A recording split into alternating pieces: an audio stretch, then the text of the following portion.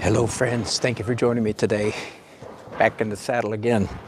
I'll put on the rest of my tux when the show starts. It's just about 2 hours before people get here. And I'm doing a fundraiser for the Visual Art Exchange. I used to be on the board of this organization, fairly large, influential arts association in Raleigh. I'll tell you just for what it's worth, this is the only event that I do every year for free. I donate the whole thing. My guess is, I've been trying to guess, 15 years, probably donated about $35,000 to the organization, just in case anybody ever asks. So I feel like I've done my part. Good to be here. Hey, let me take just a second, I'll show you around the room. Forgive the earthquake ride here for just a second. So this is the first time we've held this event at an empty storefront. Believe it or not, this used to be a Kmart. Normally, this event is held at a fairly posh, fancy location, like the Marriott Hotel or a country club ballroom and so forth. But anyway, evidently somebody in charge decided it would be kind of fun to go urban this year. At least that's what I'm calling it. Anyway, so that's my environment. I considered the option of painting the scene where I am, but decided not to. I brought photographs. So this is the scene I'm going to be painting. One of the classic skyline views of Raleigh from Dix Hill, D-I-X, Dorothy Dix Hill, for you locals. And it's a big canvas, and I've got to have it finished in just a little over 4 hours. So I am not going to be wasting a lot of time. So here we go. Blue sky. Blue sky, smiling at me. Nothing but blue skies do I see. Speaking of which, what happened to my music? I had music going just a minute ago. That's a little irritating. Hang on. Come on. Sorry. I mean, I won't be able to play music for long, you know, because they'll be having their own program. But while things are going here. Sorry about that. This is irritating. Okay, I'm not going to mess with that anymore. I'll come back to it later. Hello. How are you? Excellent. What am I doing?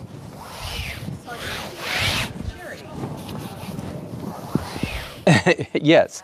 I posted a picture. Oh, excellent.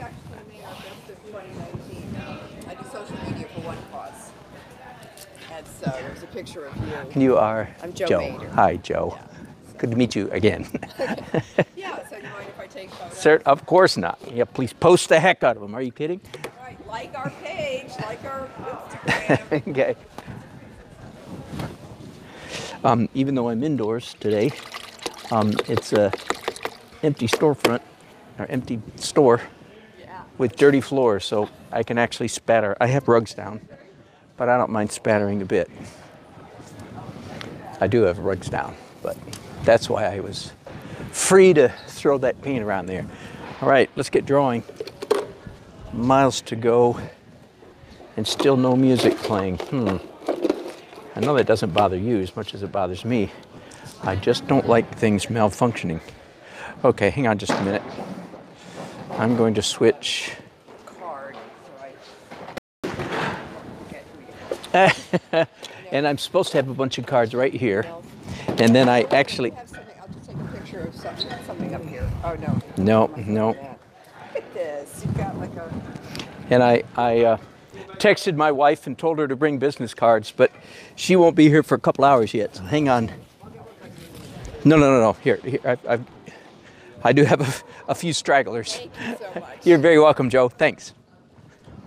Okay, folks, sorry about all the interruptions. That's just part of life, isn't it, when you're painting and events.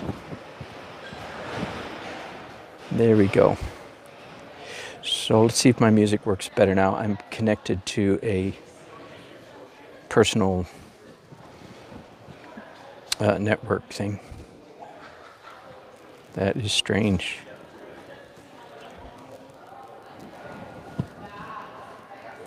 Evidently, we're going to play the same song over again that we just played a few minutes ago. Fine with me. And it really does irritate me to waste time for stuff like that when I'm supposed to be painting.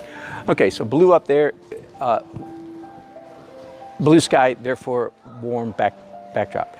Warm down here, therefore some cool. You know what? I need more cool down there. So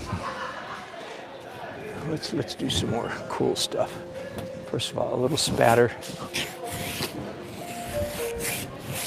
There we go. That'll do. And one of my new toys. I actually have two new toys with me here tonight. One is these water-soluble pastels. Isn't that sweet, huh? And I also went out and bought some oil sticks since my last broadcast yesterday. I got partway done with last night's painting.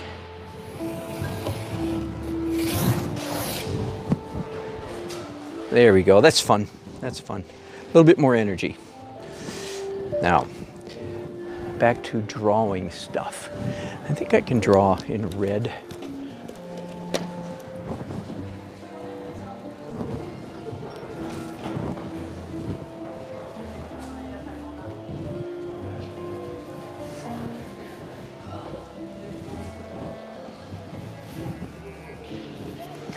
This is where I think these three, downtown Raleigh is at right at the moment. It's real simple. It has three very tall buildings, you know, taller than all the rest, and everything else to fit in between those three landmarks, literal landmarks in this case.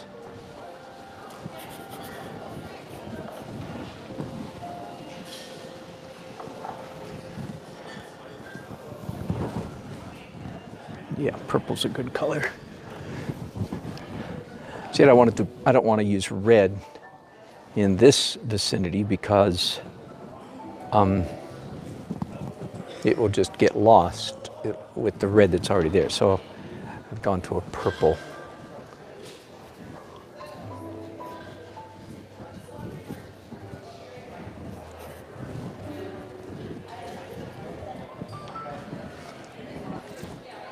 And yes, I'm experiencing what all of us experience, what all novices experience, which is our eyes. I don't know if you know this or not. Good to know. Our eyes have a built-in telephoto function built into them. Right? If you have a telephoto lens on a camera, you can zoom in, right, on something. And our brains do the same thing, because whenever we focus on an object, mentally, not literally, but mentally, that object grows in our field of vision. That's what gets us all messed up when we try to draw something. So that exact thing happened to me with these three buildings. I looked at the photograph, focused on it, then drew it too big. Focused, drew it too big. Focused, drew it too big.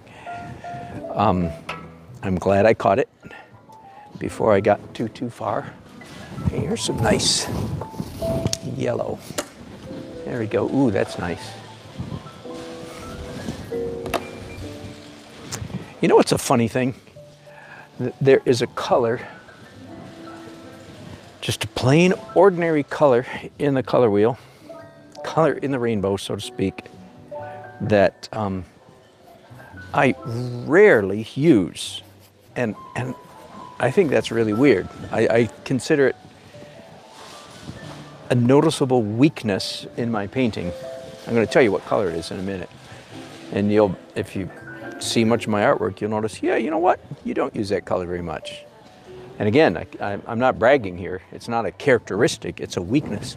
That color is cool yellow, pale yellow, like cad yellow light, or lemon yellow, or it goes by many other names.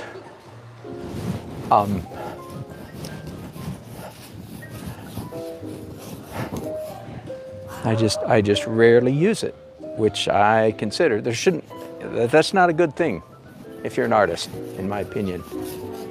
You know, if people ask me what is my favorite color, I usually give them the funny / snobby, ironic artist answer, which is, what's my favorite color? The answer is the right one. Okay, so when I'm painting, what color do I want to use here, there, and here and there? The answer is the right one. But an artist, of course, in my opinion, an artist really shouldn't have any favorite colors. And conversely, as I'm admitting right now, an artist also should not have any unfavorite colors. That's just a weakness. That's all that is.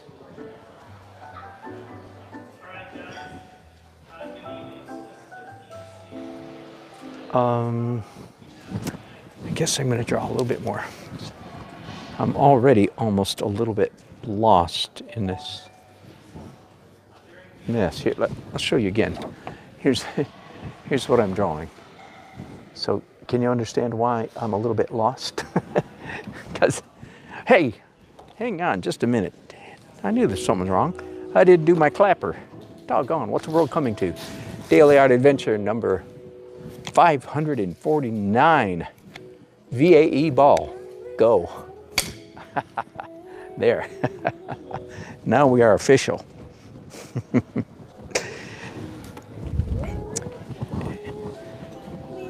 Anyway, so that's why I'm a little bit lost, because I hadn't done the clapper, see? That's you believe that.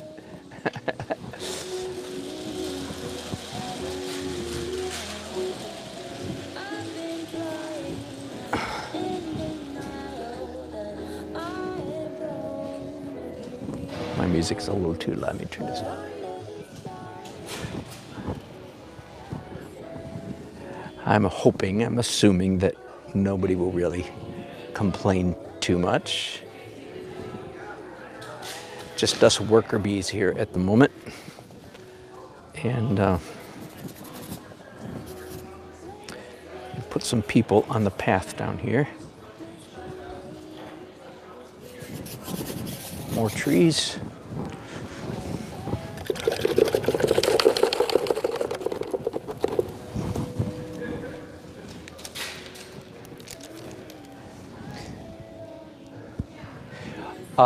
Again, 4 hours is not enough time to do a canvas this size. And part of me is nuts to even try. But big on the other hand,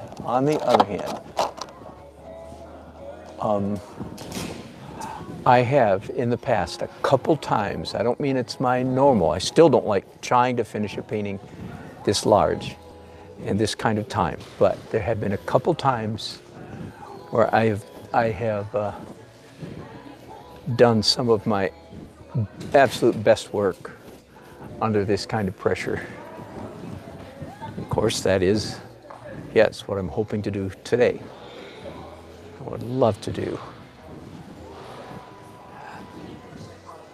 Generally speaking, I paint better if I'm in a hurry. And yes, that does give me pause in my current business, artistic journey that I've been on the last several weeks of thinking that I'm shifting to a more slower method of painting. Yeah, so that does give me pause. I absolutely dare not paint in a slower manner, right? So that's going to be my challenge, is I need to figure out how to paint as if as I'm painting still in a big hurry. The energy of my paintings is often better if I paint fast. I don't have time to get fiddling.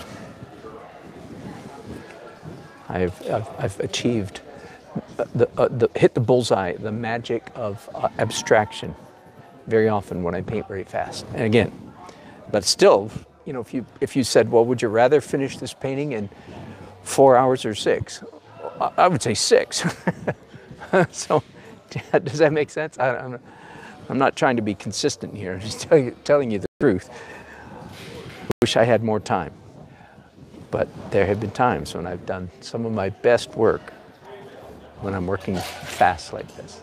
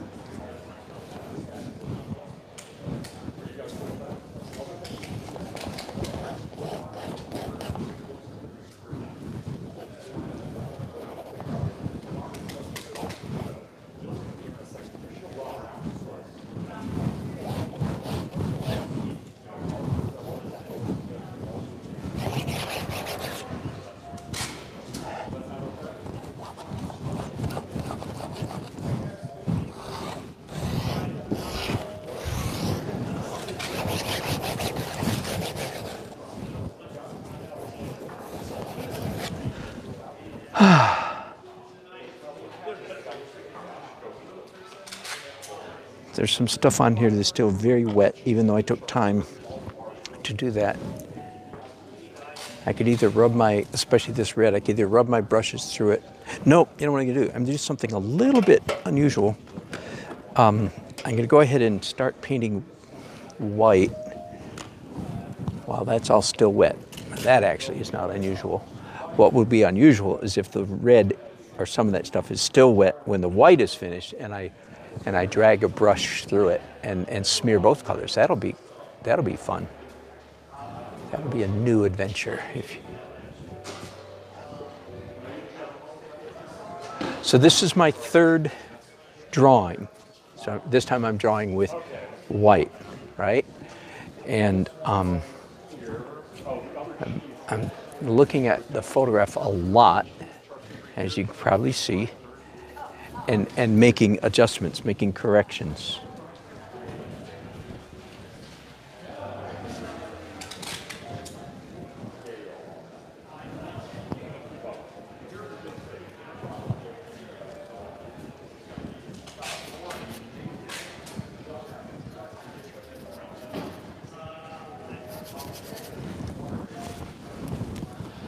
So I don't want to do white shapes. Tree in front of this too, so there we go. Instant tree, did you catch that? So use the handles of your brushes.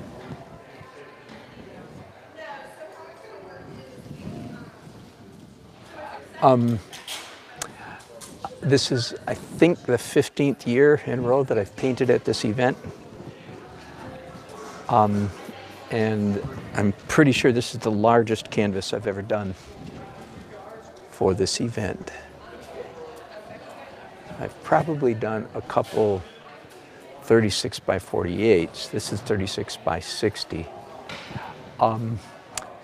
And I decided to go big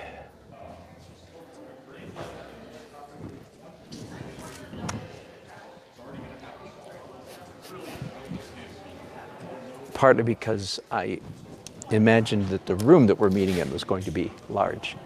And in fact, it is very large. So when I got here and saw how big it was, I brought two canvases with me, 36 by 48 and 36 by 60. And when I drove up to the building, I knew immediately that I would be doing the larger of the two canvases. I appreciate your chat, guys, over there. I see several people are chiming in. I appreciate that. I'm going to get to you as soon as I can. I enjoy reading.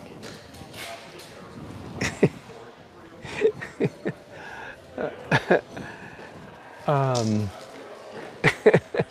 laughing at myself. I'm laughing at. Okay, so I got an email yesterday. I'm not going to tell you from who, but from one of one of my regular viewers. Dave, if you're listening, my friend, I laughed out loud when I read your email. Okay, so oh, I just said his name. Doggone. Okay, well, anyway, I will not repeat it. One of my regulars yesterday did a thumbs down on my video because he just wanted to see what I would do. And he said, whatever, he said I really went off. And I did. Now, I just, in my defense, I was not upset. I treated the whole thing with quite a great deal of alacrity. In other words, I didn't take it seriously. The thumbs down, it didn't hurt me a bit, but I did think some idiot had been on my channel. And anyway, I told you this story of yesterday of a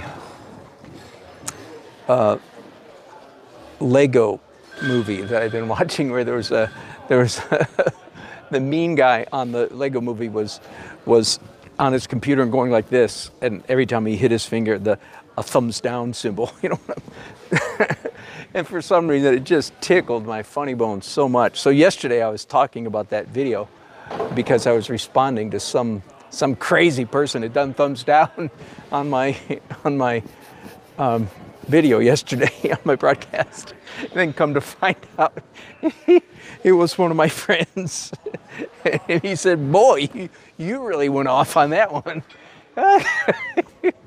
Oh my goodness, I'm sorry. I have the best viewers in the world. They're crazy, don't get me wrong, they're crazy. But, oh my goodness, I should have known.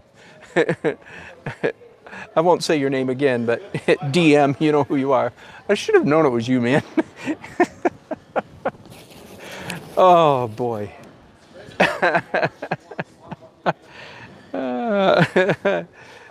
So, I was not upset, but I was pretty amused. Oh man. So I can't see who's watching today yet. I'll go look at it later. Okay, I'm done. Well, I guess I can do a little bit more white. Again, every layer, I'm trying to make corrections to, any corrections that are necessary to the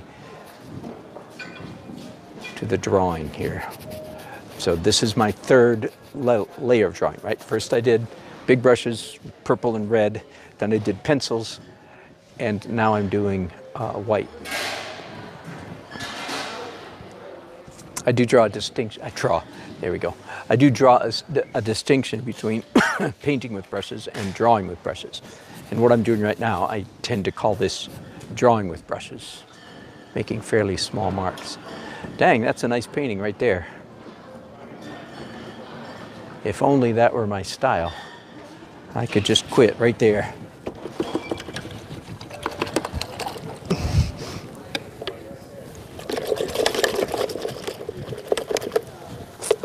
Get my bucket of water a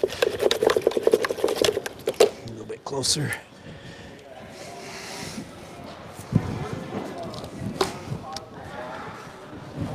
All right, big brushes.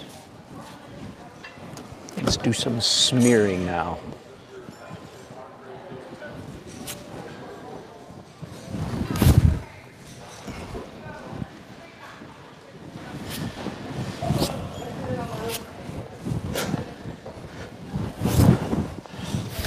I say so often, you cannot do this slowly. You can't do it carefully.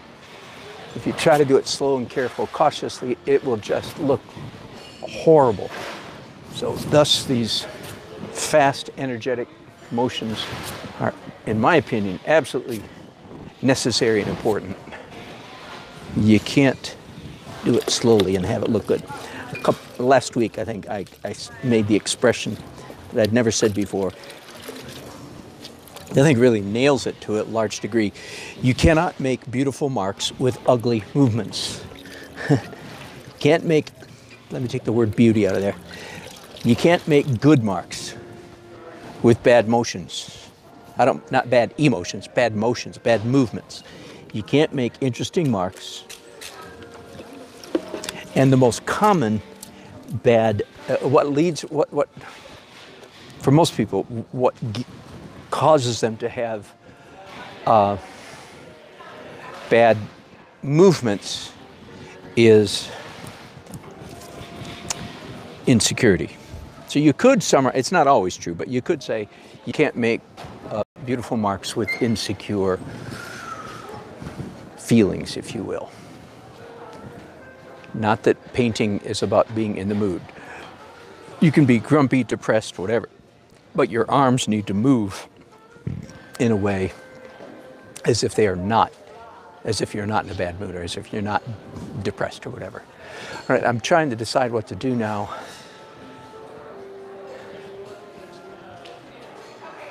Because with that smearing, by the way, one of the things I accomplished is I thinned out all the piles of paint. But right here, this is real unique. That pile of red, and there was a spatter. Now it's a spatter plus a smear. And I smeared out most of the, so there's not a lot I can do, but I don't have time to sit around and wait for stuff to happen. So, I'm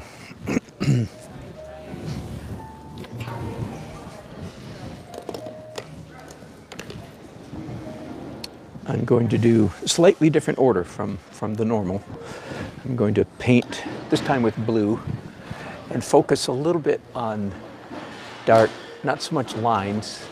I would still call what I'm doing now a drawing motion, as opposed to painting, so to speak. Painting is big brushes, large movements, and so on.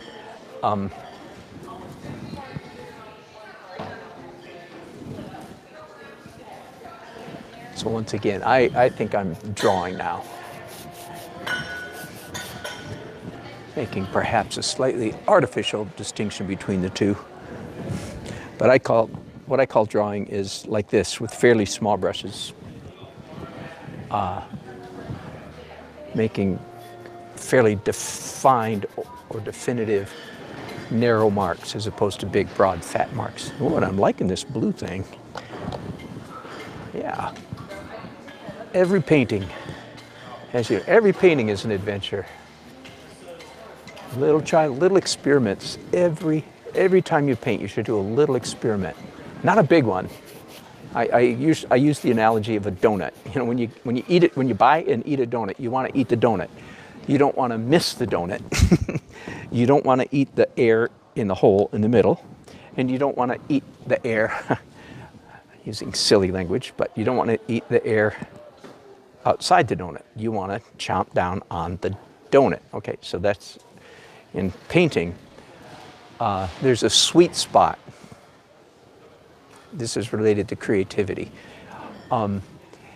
If you, hang on, I need to think for a second real hard.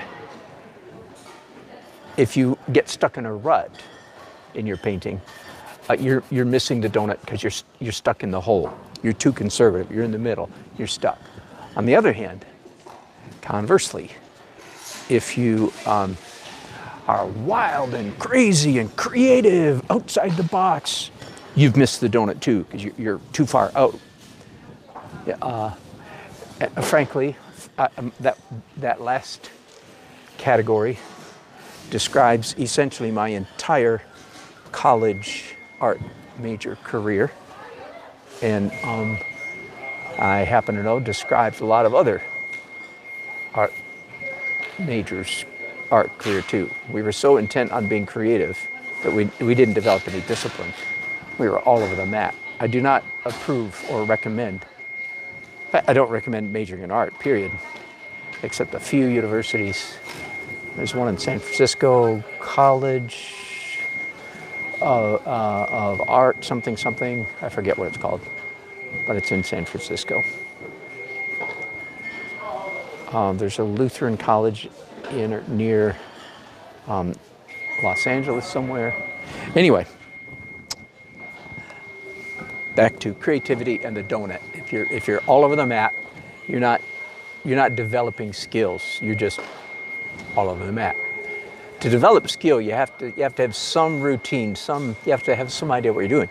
But the main point I really want to make now is that, but if you do the same thing over and over and over, and by the way, it is usually in human nature, it is usually the student, quote unquote, the student who makes the mistake of getting stuck in a rut more than the master, if you will. Here's the way it happens. An art student takes a class, an art class from a master, whoever that master may be. And the master says, here's how I do it. I do A, B, C, 1, 2, 3. And the student writes it down, A, B, C, 1, 2, 3. And then the student goes home and says, Eureka, I have discovered the secret to perfect painting because Master Sholam Balolakoba taught me, and I have learned the secret. And so the student proceeds to paint like Master Sholalakolakomba over and over and over again. Meanwhile, Master Shola, he's eating the donut. So he's experimenting a little bit here, a little bit there, a little bit here, a little bit there. And again, that's in my opinion, that's the way it should be. So even what I'm doing right now, doing a layer of entirely blue, looking at the dark zones in my painting. I've never done this before. I was going to say I don't remember ever doing it before. No, I've never done this before. Now, it doesn't mean like this is going to be what I'm going to do forever and ever, amen, from now on. No. Maybe once or twice, maybe it will. That's how, by the way, how I think that's the natural order of improving as an artist as well, is you stumble on something. I walked into one of my art galleries several years ago, and it's an art gallery. I'm not going to tell you which one. It was an art gallery I like very much. I respected the owners very much. I don't think I've ever been in an art gallery that I didn't respect the owners and their taste and thought they did a good job. So just in case you wonder. But anyway, there was one artist in particular whose work, they were selling a lot of it. At least they were. There was a lot of it in the gallery, and they were selling quite a lot of it. And I was looking at it and scratching my chin and looking with admiration and raising my eyebrows. And I made some comment like, wow, that guy, I think it was a man artist. I said, wow, that guy really, really stumbled on a good technique or strategy or something. I don't remember what word I used, but it was something like that. And one of the owners of the gallery took umbrage, took umbrage at that, and thought that I was demeaning this. And they said something like, "No, that artist worked for years to develop that technique," or something. You know, that it wasn't a matter of luck. She. Oops, I'm sorry. Now you know it was a she. That's right. And to me, that just showed the difference between I as an artist and the gallery owner.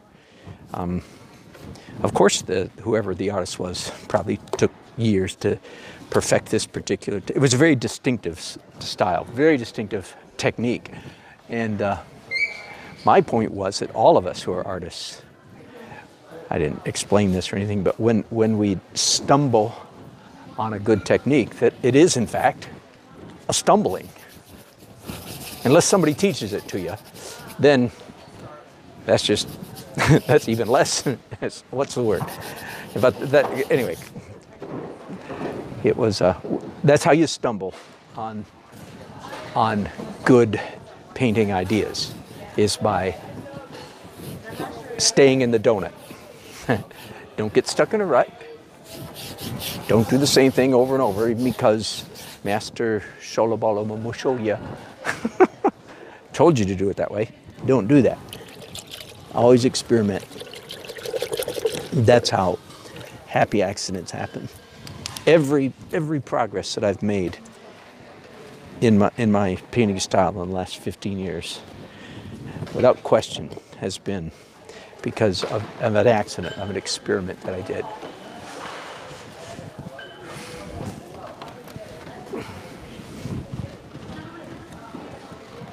Let me look at my music. It should be, we're stuck again. Oh well, I'll leave it.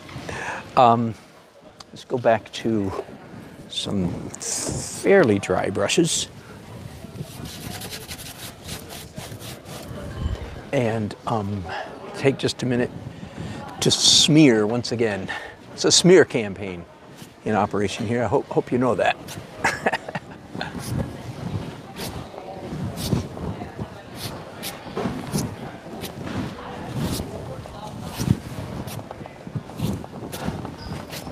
A lot of wet stuff here, as you can imagine, as you can see and imagine.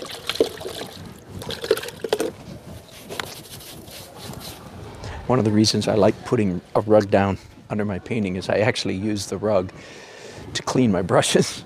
Actually brush my brushes on the rug. All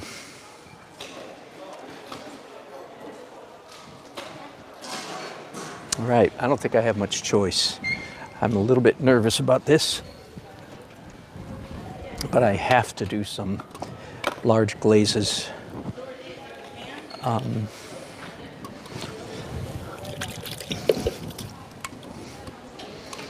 I've been, for these large paintings, the last couple of days, I've been using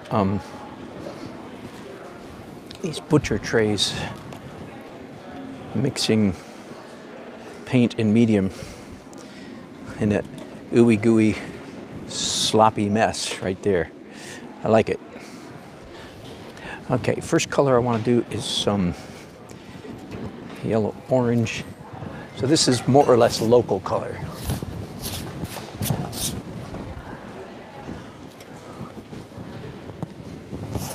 By the way, part of the reason I mentioned that I don't use yellow, part of the reason I mentioned that a little while ago is because I intentionally put out that cool yellow. Some of you don't know there's such a thing as cool yellow. Listen to yesterday's broadcast. I went to quite some length to explain to color theory. There's cool and warm yellow, cool and warm red, cool and warm blue. And I know maybe you didn't learn that in high school art or college art. Well, let me be mean and blunt for a minute. If you majored in art in college, you didn't learn anything probably, unless you had a real exceptional experience. Oh boy. Some of you are going to probably take offense at that. For every one person that takes offense, though, there's about 15 art majors that go, amen. I didn't learn a dang thing in my art major.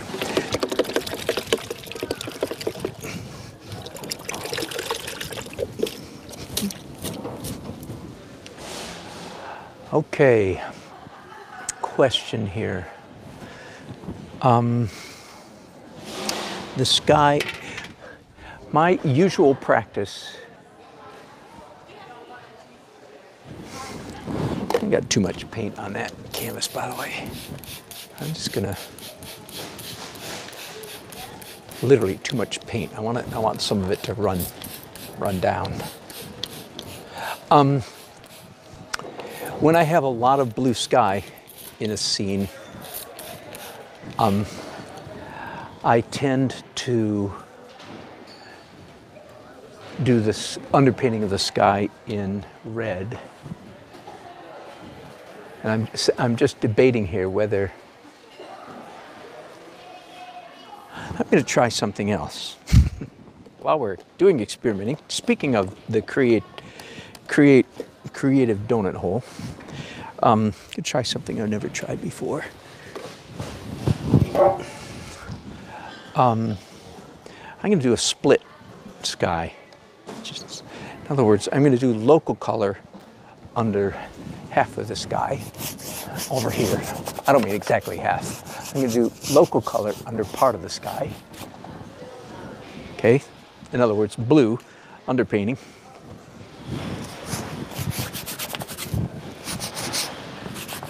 And then fading to red, yellow, red, orange under half the sky. Never done that before. A split underpainting.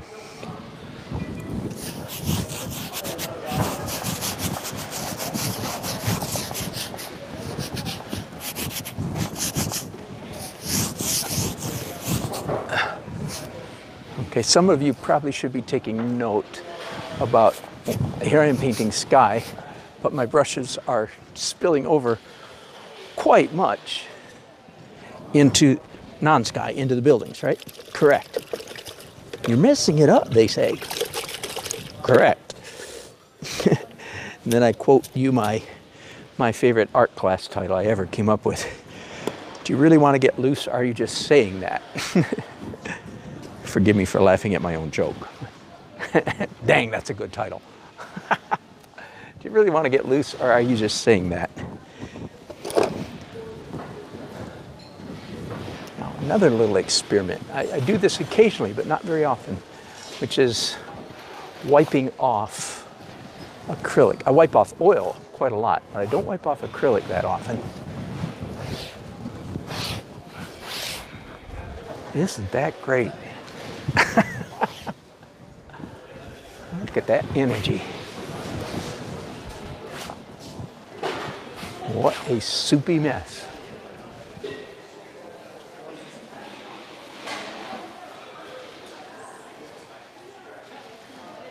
All right, I'm going to do two things that I know of right now. I am going to, first of all, I'm going to see if I can get my music playing again. I'm going to play the same song again. Okay, so because this is so wet, there's a mark I don't like. Because this is so wet, I'm going to draw with pencils again. By the way, for what it's worth, yes, this is my favorite easel right here. It's though.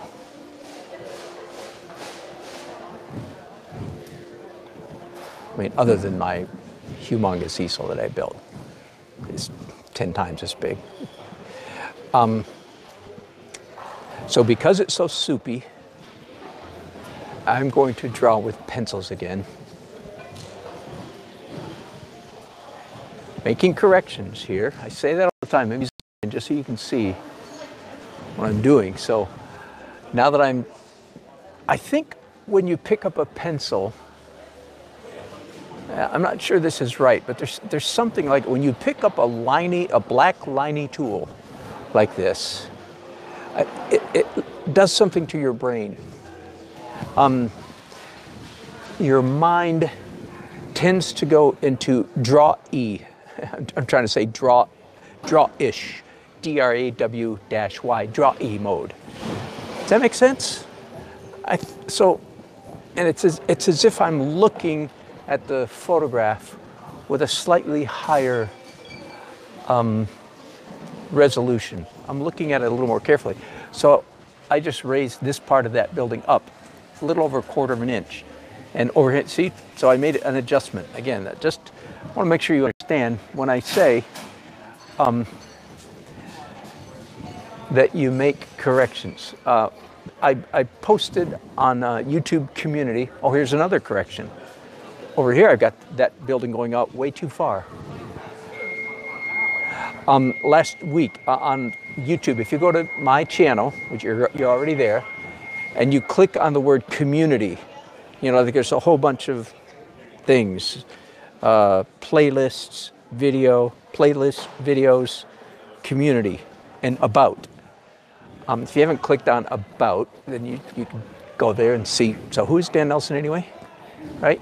Anyway, on the community page, I posted just the other day an update of how I think I paint these days.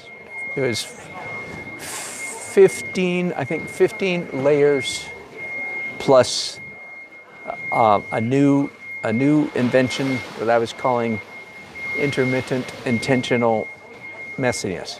Okay, on that outline, and it's fairly fresh in my mind, I discovered that on average, in a typical painting these days, I have, wow, there's two buildings over there that are kind of melding together, and they don't make any sense visually, so I'm actually going to eliminate one of them.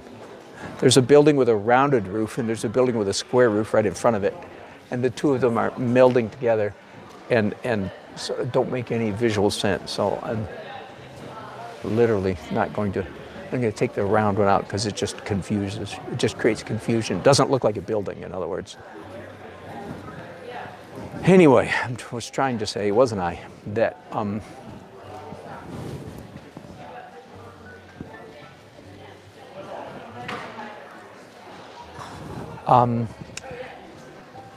I counted up 8 distinct drawing layers in my current painting technique. So that means I have 8 times to try to get the drawing correct. And it doesn't need to be quote unquote correct until the 8th time. Make sense? So part of the therefore to that is therefore you don't have to really sweat too much about getting it right at first. I'm still making significant changes to my drawing, and this is now my 4th, I believe. 4th pass, 4th go round, 4th time at drawing. So am I making sense? So you don't have to get it right all at once. Be patient. Now, I do understand why students don't want to do this, don't feel like doing what I'm modeling here. I do feel like I can relate to students because I are one. But I think here's the reason beginners especially don't want to do this. Here's why. It's because, it's very understandable, it's because they're insecure about their drawing skills. Well, welcome to the club. Welcome to the club. Anybody that isn't concerned about their drawing skills, I don't know, they're either a freak of nature, they're so good, or they're an idiot. They're just not telling you the truth.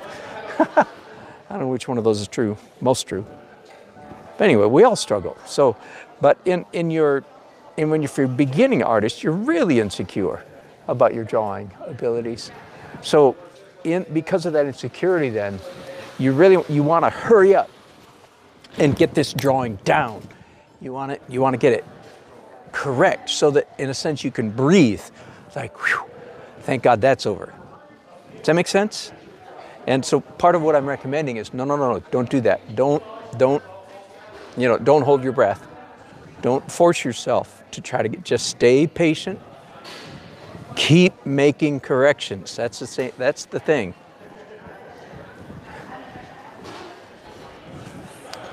One of the things I like about these pencils, they're Jerry. They're not quite as greasy. I tried grease pencils, and they work fairly well, but they're not quite as greasy as a grease pencil. But they're more waxy or more greasy, if you will, than a Conte crayon. For those of you art majors who know what a Conte crayon is. Anyway, one of the things I like about them is that they play very well with water. And, ironically, they also play very well with oil. So that's why I like them quite a bit.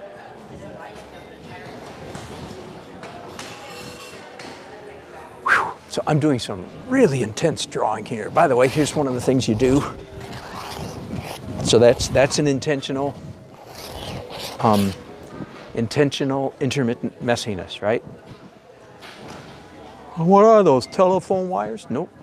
Those have nothing whatsoever to do with realism, similitude, capturing they are anti-object, they are anti-subject. They are just there to look cool.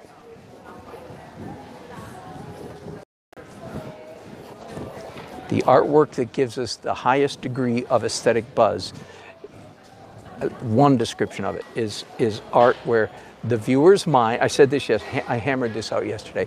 So the viewer's mind finishes the picture, but does so by jumping over several obstacles or hurdles. And those obstacles or hurdles are, in fact, interesting or pleasant abstract marks. Now that's a tree, by the way. That was not just mess, that was a tree. Okay, so we like seeing that a human being was here, so at this canvas, so to speak. We like to see that a real human being, like myself, made these marks. And so when you make marks that are bold, discernible, that is the viewer can tell exactly how they were done. You're leaving a very clear history, is one of the words I've used over the years to describe pleasant marks. It's a viewer can tell exactly the mark was made, and given a similar tool like a pencil, they could walk up here and sort of in slow motion perhaps, but they could say, oh yeah, now I'm throwing the viewer a curve because I'm using two hands a little bit, but if they knew I was drawing with two hands, they could even tell to some degree which marks were made with my left and which ones were made with my right hand. And that gives the viewer a sense of pleasure at this point. We actually get an aesthetic buzz out of seeing. It's like a signpost stuck on the canvas that says, human being was here. Somebody like me, somebody with arms and fingers and muscles just like me was here and made these marks. And that gives us, the viewer, a very deep, like lizard brain, a sense of pleasure. Somebody, one of my species was here, is the feeling we get by seeing how a mark was made. It's real obvious how the mark was made. And that I hope describes almost all my marks throughout the entire painting process. No, not almost. I hope that describes all my marks throughout the entire painting process. Another tree down here. All right. Whew. Again, part of the reason I'm changing the order of my drawing just a little bit. I'm stuck. Hang on just a second. My pencils are dull. I'm altering my normal order because the canvas is just thick with wet, soupy paint. And so I'm spending quite a bit of time, quite a bit more time than normal, drawing with pencils, of course, because then the wet in the canvas can dry. I'm going to do one more thing after this, and that is white, a final layer of white highlights, and then I move on to oil. So good. I've been painting for 1 hour. Every time I get to this point, I go, man, I'm doing great. I'm speed records. I'm going to be done in. I always feel, because it looks. I mean, I work for. Too bad this isn't my finished style. It's not. So no, I cannot stop at this point. Too bad. And again, all these houses down here. And now I'm going to move this. I moved it up. I drew it, then I moved it up. Now I'm moving it back down. That's the way it goes.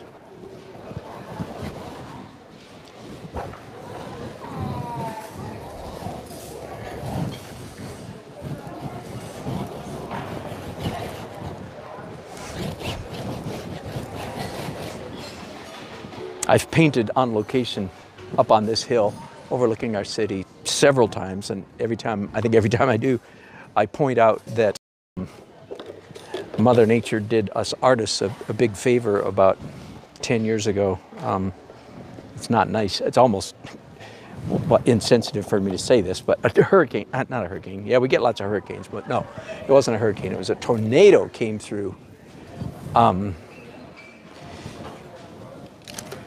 We don't get that many tornadoes, really. Not like Oklahoma or Indiana, Michigan. I grew up in Michigan, so I remember tornadoes up there. We don't get that many, but we do get some anyway. And on this big hill, it's Dorothea Dix. It was the state mental hospital for 100 years. And it's a beautiful, beautiful, old, creepy looking buildings, 19th century, you know what I mean? Institutional buildings. It looks like a state hospital. I love it. The city has finally bought it, by the way. We were paid $55 million. When it was built, 100 years ago, it was like 5 miles out of town. Now it's like right in the middle of town. So there's a big political brouhaha over, are we dishonoring the people who lived and died in this place, and so on and so on. Anyway, back to the tornado. So a tornado came through and blew down some huge oak trees, several, and thus created, 'tis an ill wind, it blows no good. Is that how that expression is? So the good that this wind did is it gave us a beautiful view of the sky, because you didn't used to be able to see the city from this hill at all. You just stand up here and all you'd see was a bank of trees and little bits of holes where you could know the city's in there somewhere. Anyway, so there you go. 'Tis an ill wind that blows no good. Somebody could look that up if I'm misquoting it. I got the best viewers in the world. I got people actually look stuff up while we're on the fly. The next question is, who said that? Is that a Shakespeare thing, or is it it's not a Bible thing, I think tis an ill wind, something. It sounds more like Shakespeare to me. Hey, that's looking kind of cool, isn't it? Let me zoom.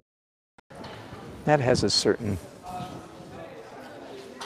feel about it I'm kind of liking. I'll keep going, I guess.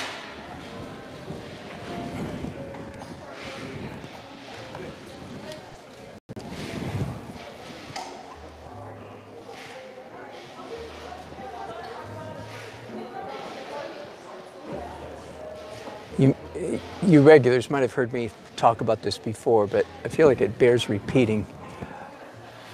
And I want to hear myself say say it again. So about 2 months ago, I had a real epiphany, real revelation. I spent 3 or 4, I don't remember exactly, 3 or 4 long days posting paintings to Fine Art America. As you can imagine, so you can find my stuff, of course, at fineartamerica.com, and you can order prints of my paintings there. And this is a long overdue task. One of those things that just made me groan and roll my eyes for a long time, That's why it took me 3 or 4 full days of work.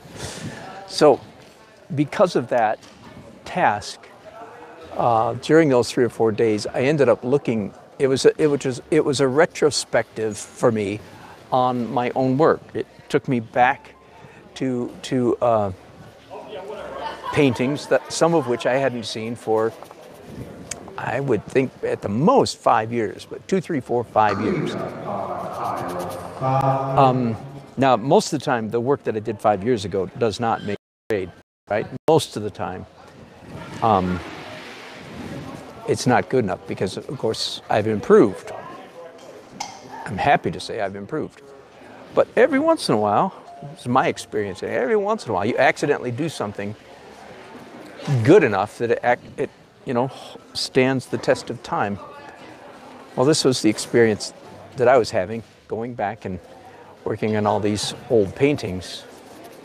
Well, besides the ones that did make the grade, I saw both good paintings and not so good paintings, but I had a very definite observation. I made I had an experience, and the experience was, wow. The paintings that I've done over the last 5 or more years, the ones that were more messy and abstract are the ones I like the best. Now, that was really irritating. Here's why it was irritating. Because I already knew that that's the way I wanted to go. I'm pretty loose and abstract manner. So it wasn't like it was a huge surprise, but it was a little bit humbling or sobering. It's like, dang, it really is true. The paintings I like best are the ones that are less finished. In fact, there were several paintings in the course of that journey. Sometimes, back in the day, I don't do this as much anymore, but I used to take photographs of my paintings after each stage of development, and I would post those on Facebook and so on. I just am not in the habit of that anymore. Maybe I should do it again. But anyway, so I got to see many of my paintings iteratively. I got to see them by degrees, by stages. And there were several, and again, this is rather dismaying because I feel like I know better. But there were several where I should have quit while I was ahead. Do you know what I mean? I should have, the painting was better in the earlier stages, but I felt like I had to finish. So I did, and then they suffered because of it. Oh man, that was really distressing. Again, it's like, because I feel like I know better. I preach this sermon to myself and you guys all the time. So here I am, back in the saddle again, painting again. Oh boy. And it's only my fellow artists who could even have, I think, an understanding of that. Non-artists would say, well, that's stupid, why don't you just stop then? And only a non-artist would say that. It ain't that simple. It's never, I mean, that is a general takeaway, but no, it's because there's a whole lot of things that are going on, not just that one thing. And again, I think all you artists who will identify with what I just said. I've known for years that I want my paintings to be more accurate. I want my drawings to be accurate. And I want them to be more messy, both. I want both of those things. And of course, those are opposites, right? More accurate and more messy. There's the rub, right? Because if you have a lot of one, you tend to have less of the other, and so forth.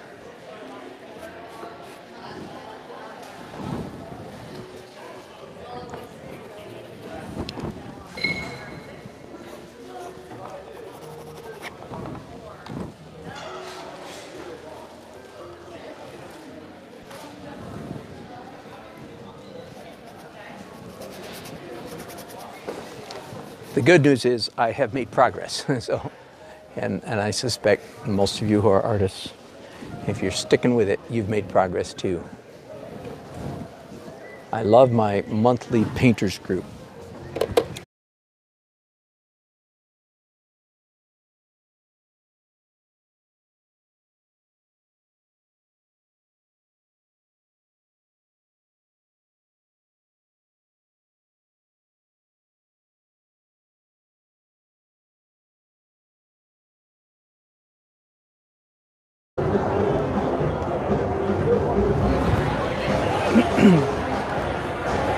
Hey there, hello friends.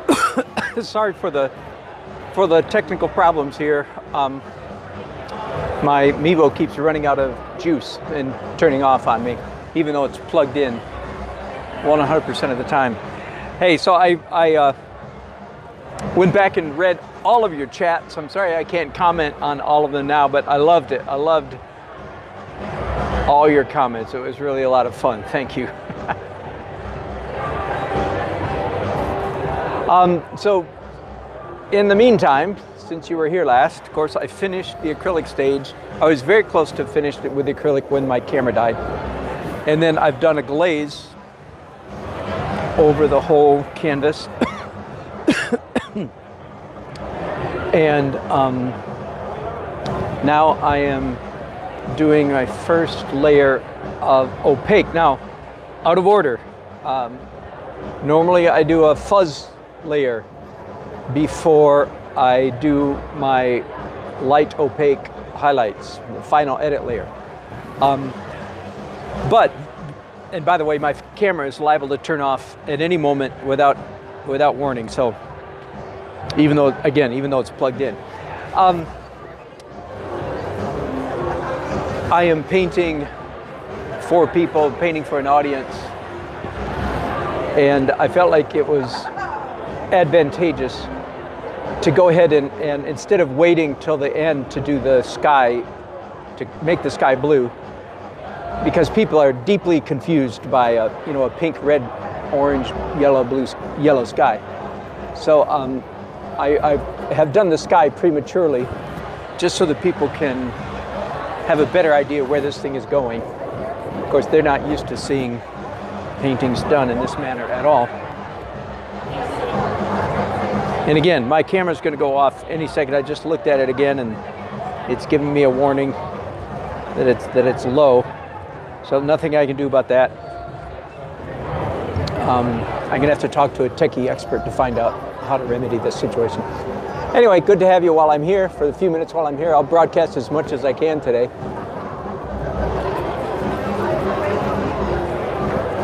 So I think as soon as I finish making the sky blue, I think I'll pause probably right there. Probably save these brushes with blue paint on them, and go back and do my traditional now fuzz layer, then pencils, then light opaque, like what I did in the sky. I'm going to pause there and let's do some fuzz layer. So any place that I want the painting to feel like it's really got bright, intense sunlight on it, then that's a place that I will do some glow. Another word for the fuzz layer. Okay, so the fuzz layer is translucent, soft edges, and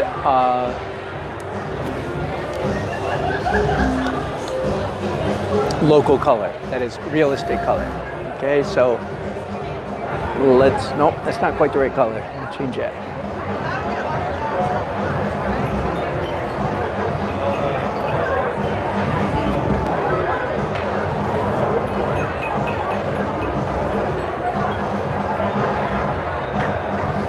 Hello. How you doing? Very good. Good job. Thank you. Thank you. Thank you all for your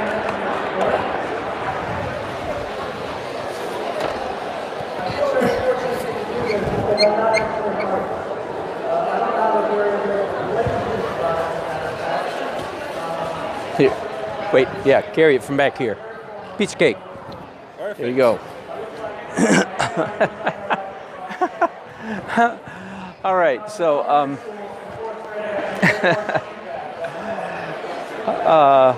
I've had a real technical snafu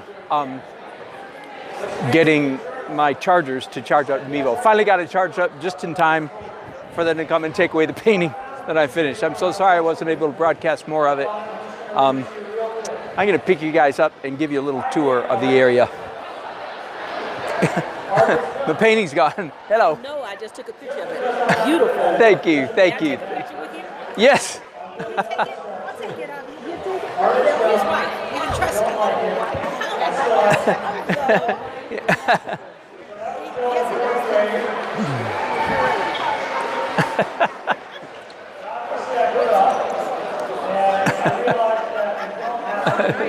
There, we're yeah. We're the painting now. Sure you are. Thank you. You're welcome. Yeah, that was The I detail feel- is amazing. Oh, thank I you. said, oh, Lord, where's my microphone? Thank you.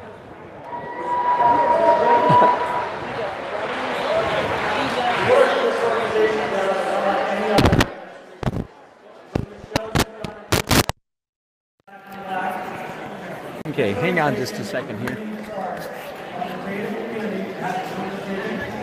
Shaking you all over the place, I know that.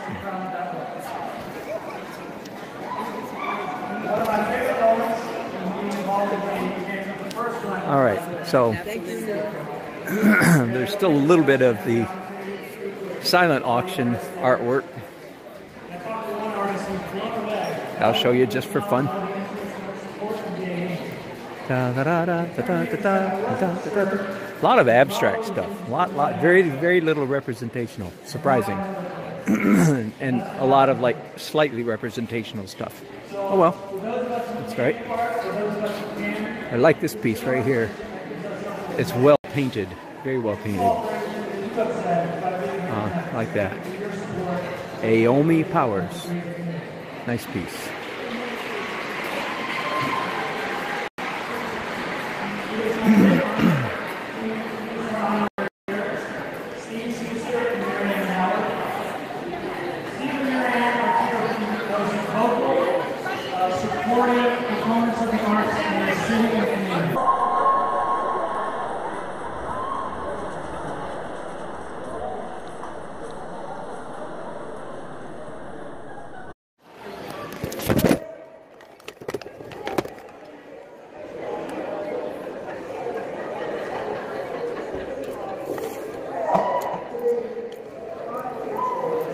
There we go.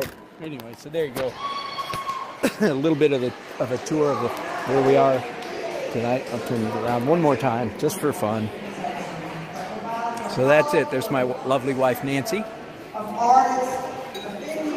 And again, I'm sorry I didn't get to broadcast more of my painting process. So evidently I still have a few technical snafus to work out. Namely, keeping my Mevo charged up while I'm painting, while I'm broadcasting. Thanks for watching. I look forward to reading your chats and your comments later.